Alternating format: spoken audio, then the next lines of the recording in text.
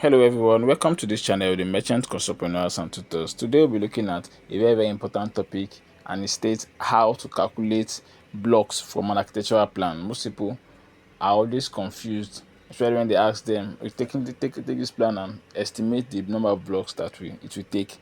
You'll be wondering, how do I want to go about it? So I'm here to actually break it down step by step, so that when asked next time, especially when you are a site engineer or a contractor, or even clients even ask this question the most. They tell you, just look at this plan. How many blocks will it take to build a 2-bedroom flat or a bungalow or a duplex? Then you'll be wondering, like, how does this man want me to calculate this? But say no more.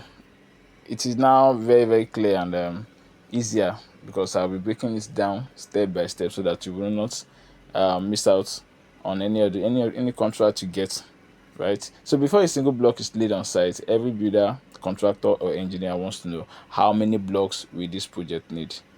The client especially will ask these questions. So this is one of the most common and important site questions, because block quantity affects cost, logistics, material scheduling, labor planning. It affects almost everything. So they want to know, what am I estimating? If I'm going to get maybe 100 blocks, do I need 30 tons of sand? Do I need 20 tons of sand? What quantity of cement do I need to actually follow up with this? So they actually want to know that first, so that they will know how to go ahead with other plans in terms of logistics, instead of material handling, scheduling, even labor, because you need to move the blocks. If you have a multi-story building, you need to move the blocks from one floor to another. So you need to plan all those things, so that you will not be you will not be left stranded, right? So the good news is, you can calculate it accurately from the architectural drawings. Once you understand the walls, the openings, the block coverage, then you are good to go. Just as you can see from this illustration, the plan is on the floor. Then where the blocks are, you can see the blocks raised, that has been raised. You can see the columns. You can see the parts where you have openings, especially for the one that have been laid. So all these things will actually guide you in what to do. So step one, you need to identify all wall lengths from the architectural plan. That's the first step. You need to identify the length of the wall, all the parts where the wall will pass. You need to identify the total length, right? So to start, you extract all wall dimensions from the floor plans, sections, external walls, and the internal partitions. So what is expected of you is to trace each wall part on the floor plan, just as it is shown in the image. Then you write down the length of every wall part. Let's say you have 5 grid lines. So the grid line 1, the length, grid line 2, the same thing. So then you have to sum all the external wall lengths separately. You can also sum all the internal wall lengths separately. So if you have different block sizes, you can do them separately. Let's say for 9 inches, you have a different the length. You collate them together. For 6 inches, which are mostly for partition walls, you put them separately. So that will guide you. Or if you want to break it down, you want to do external and internal walls, depending on what you want to do. So you just need to know that this part is where the block is passing, or the block will be laid based on the architectural plan. Then you estimate that, right? So it's just internal, external, or any other partition. You just put them together. So like for example now, if you're given the wall plan below, just from the plan there, the following was calculated. Total external wall is 42 meters. Total internal walls, 33 meters. So then total length is now 75 meters from this plan that is being shown here. So you can see the external walls. Some of the walls have already been raised, or while some are still at the formation levels. So all the external walls are being calculated grid line by grid line. Then everything is calculated for the 2 meters. The internal walls too, the same thing was done to it. It has amounted to 33 meters. Then the total length is equal to 75 meters, right? I hope this is clear. So the next step is to determine the wall height. The first step, we have identified the length and we know the part where the wall is passing. Now this one is to determine the wall height. Now to determine the wall height, you cannot just look at the plan and then determine the wall height, right? So you need to use other drawings, such as the elevation, the plans, and the section drawings. Those are the things that will give you the wall height. If it's a multi-story building, or if it's a bungalow, it gives you the height, the ground floor, the roof level, or the ground floor, the first floor, the second floor. So the things to note: one is floor to floor height. Floor to floor height, and that one is mostly gotten from either from your section or from your elevations. Then the floor finishes, you need to remove the floor finishes, and then you also consider lintel heights and parapets.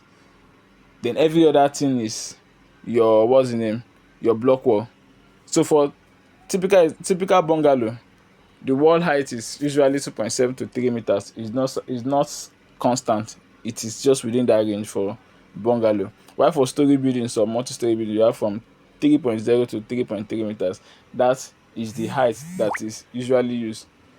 Sometimes you can decide to use another height, like a value higher than this, especially for warehouses.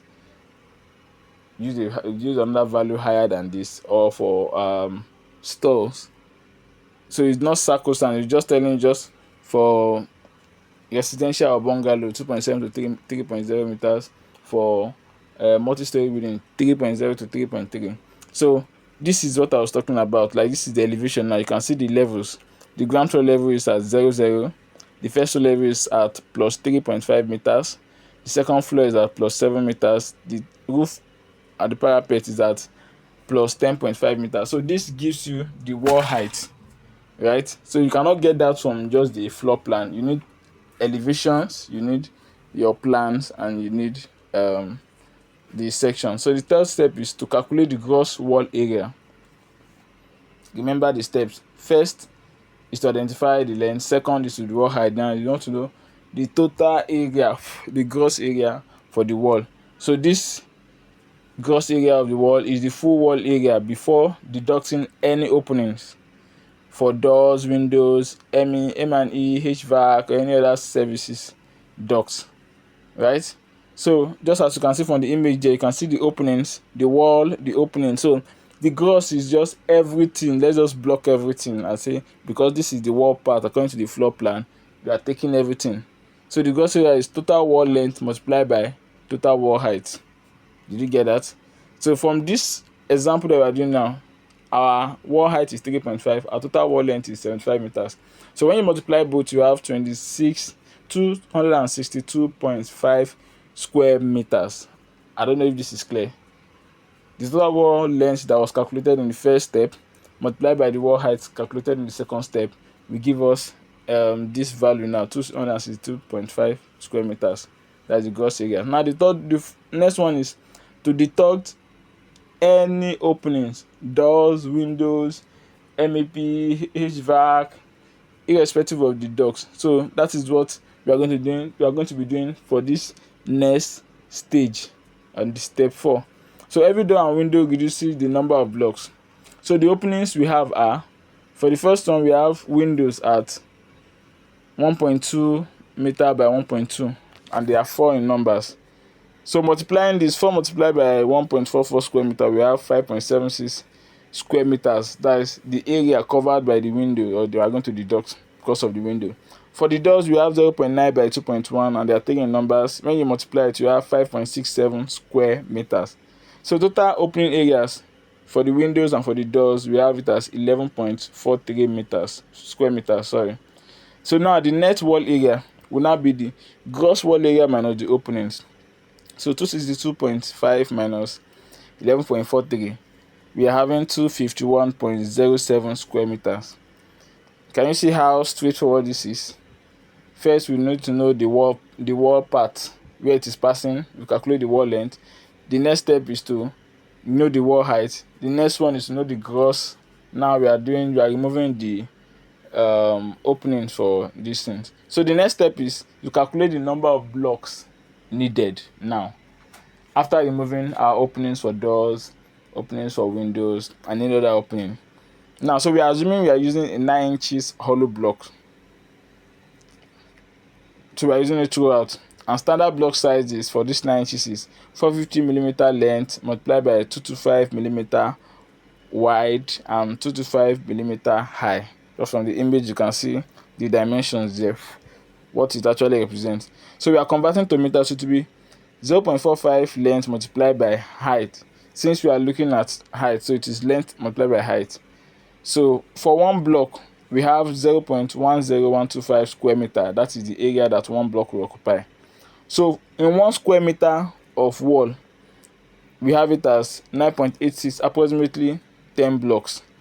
So we use 10 blocks for convenience and mortar allowance. So I want to beg your indulgence. Anytime you are doing anything, always use one, like a square meter, a cubic meter, 1 meter. That will actually guide you. So if you know from 1 meter or from 1 square meter, this is the value, then how many? If you use a random value, it will be confusing. But once you know for one, like 1, then every other thing can be calculated, right? So if for 1 square meter we have 10 blocks, then for this total area, this net area 251.07, how many blocks we have? So we have to multiply it by 10, which will give us 2,511 blocks, right?